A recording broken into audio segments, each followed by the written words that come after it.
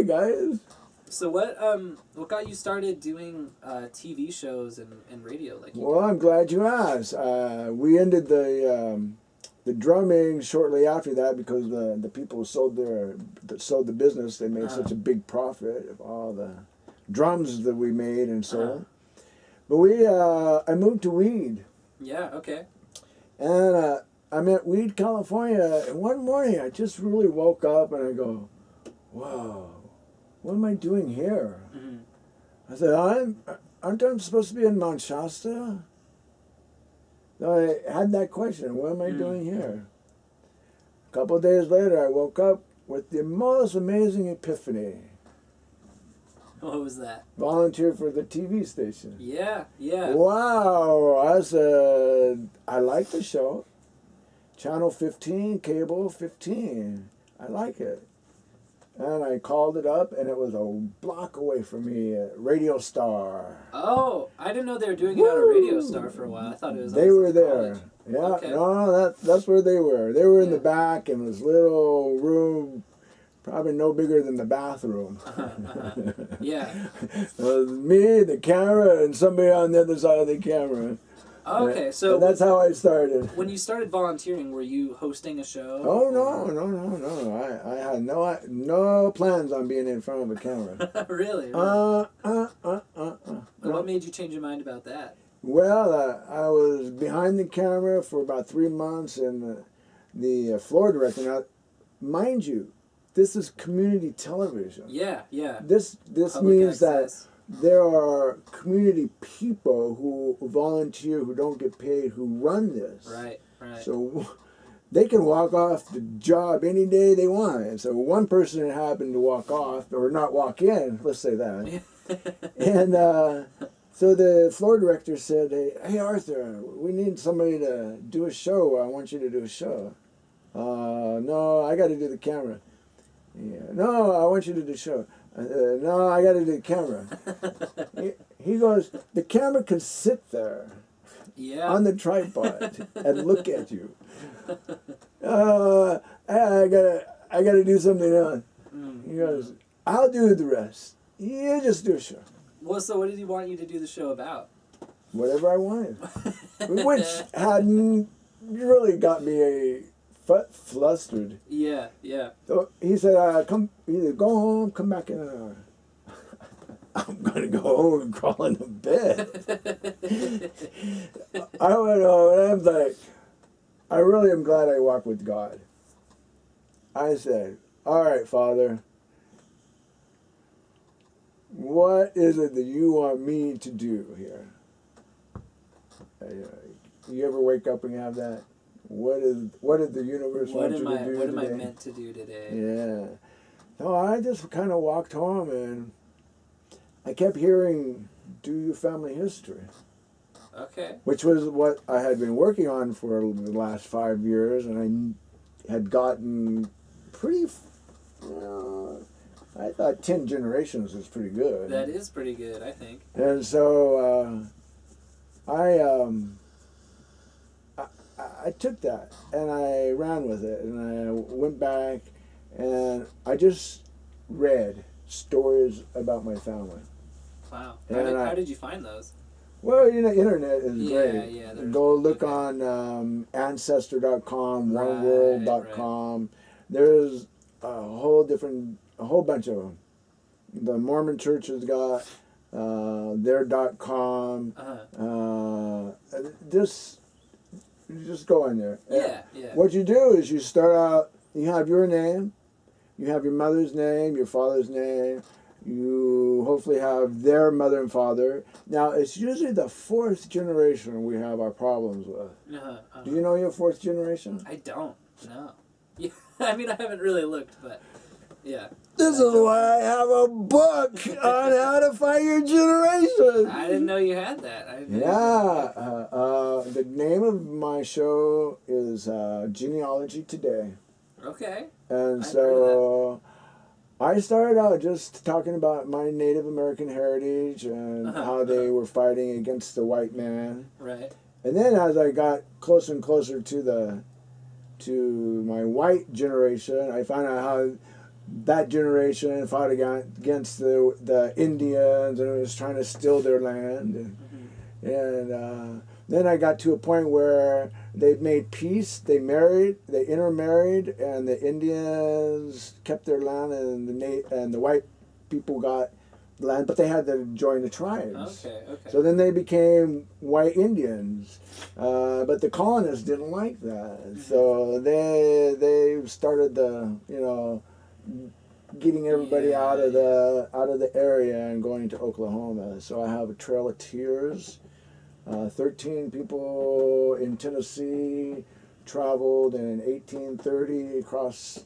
Anyway, so to Oklahoma, and so I started with that. And so this thought somehow guided you to doing a show.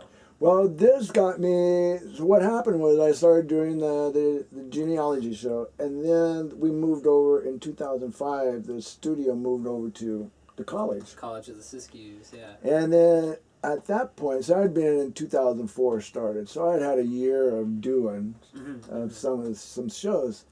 So then once we got over there, the director said, "Hey, if you take the show, you'll be able to develop if you take a class here, you'll be able to develop your shows." Oh, wow. And so I had no interest in going to college. And going to community college. But here I was heading that way. And so I decided, okay, so I took media communications. Yeah. And that gradually developed my show. And I did all the classes until I got out of the actual doing the show.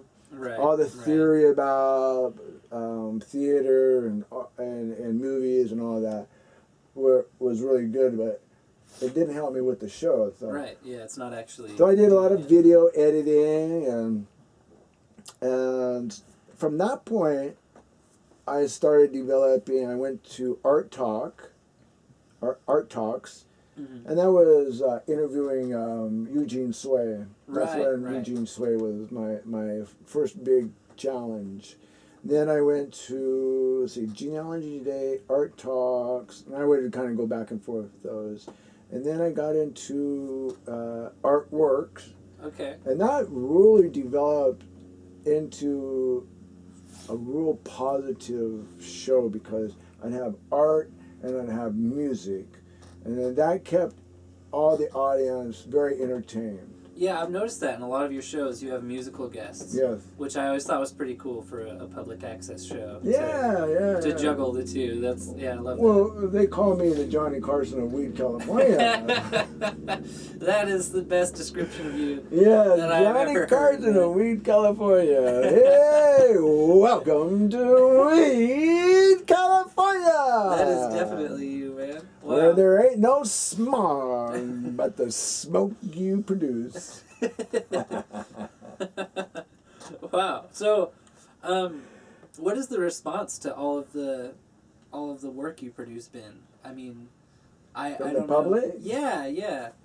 Well, they love my work. They love the work because it's educational. It is. I went from the artworks into a day in Telos because a man from New York came to me and he says, "I got this story about Telos. I know where I'm going to find the tunnel that leads to the underground." Yeah. Was that Stephen Sindoni? Yes, sir. I'm So he familiar. juggled my books around a little bit, and I thought, Telos, that's a nice catchword. So a day is my last name. Right. When I ended up with a gallery, an art gallery and video recording place for a while, it was a day in Telos, and that was in Weed. And you know what was really exciting about getting involved with the Telos is there's so much information. There's so much information about Telos. And when Steven got me involved with the back doors, he actually found what he thought was the back doors. Somebody from the Saint Germain Foundation that lives. Yeah, you know where, I've been to those doors. I All saw the right. video he made, and I've been there. All right. So have you been into those doors? I never opened them. Oh, 'cause- you such chicken! You chicken! No, they're chicken. locked. They're chicken. They have padlocks on them now. Break it off. Take the door off. Advice from Arthur Day. Yes, I've been Break there it many off. times when the padlock has been off. What's in there?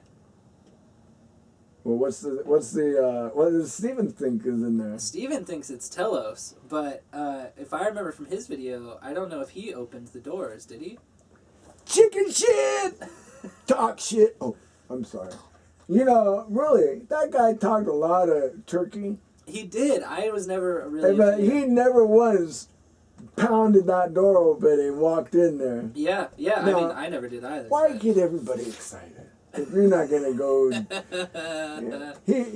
he talked to me a lot about going in there. Did you ever do it? Well, you know, one time I would take tours there, and one time the door was open. Well, did you take a peek? Yes. In fact, let me tell you what it was.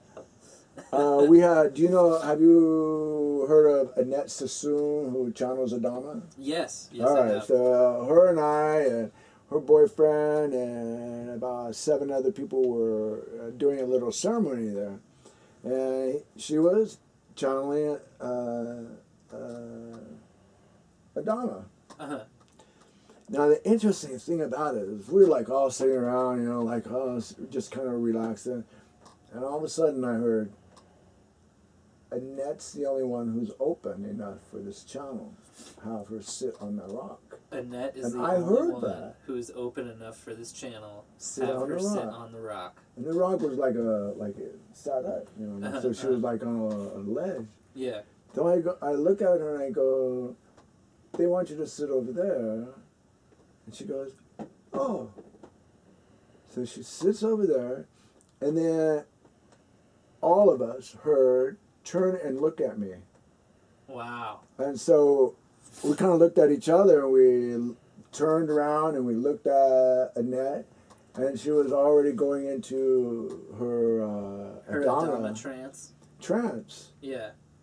And he comes out and he is like, and we were like all puzzled. But you know what? Now I've been around people who say they're in trance and Yeah. they're channeling somebody, but there's no energy change. When Adama got into her body, You noticed. my crown opened up. It got all tingling. My heart opened up. It got Your all chakras tingly. is The what you're- chakras. yeah, I mean, yeah. it was an energy that was like, say I run at 50% energy, an amp of 150% went up. Okay. We all could okay. feel that. He talked to us for a while, but after he left, I heard the door's open. It's safe. Go in. The door's open. It's safe. Go in. And I looked, and there was 3 rocks stacked in front of the door. Uh-huh. Uh-huh. And I walked over and I looked in there, and I'm like, wow. And there's water in it about this much. There's water. Okay. And you could see back, it kind of turns and it goes back, and then the other door comes this side. Mm-hmm. It was the left door was in. You opened the left door. Okay. Yeah, so they come in this way. Mm-hmm. So I sat there for a little bit, and then everybody kind of moseyed over there and like, Yeah. did you just open this door? And I said, I was told it was open. And so we're all looking at it like, so who's gamed? And I looked at it and go, I don't have any waiters on. And my friend goes, chicken shit. I go, no, I don't have a flashlight either. We kind of debated. So Let's go home and get the flashlight and come back. Uh-huh. And so, and then I said, well, we should get a radio and we should do this and we should connect it. So, Yeah. well, okay, we'll come back in a couple of days. We'll get everything. Well, when we came back in a couple of days, it was locked It up. was the padlock. Yeah, yeah. It was locked up. We all suckers.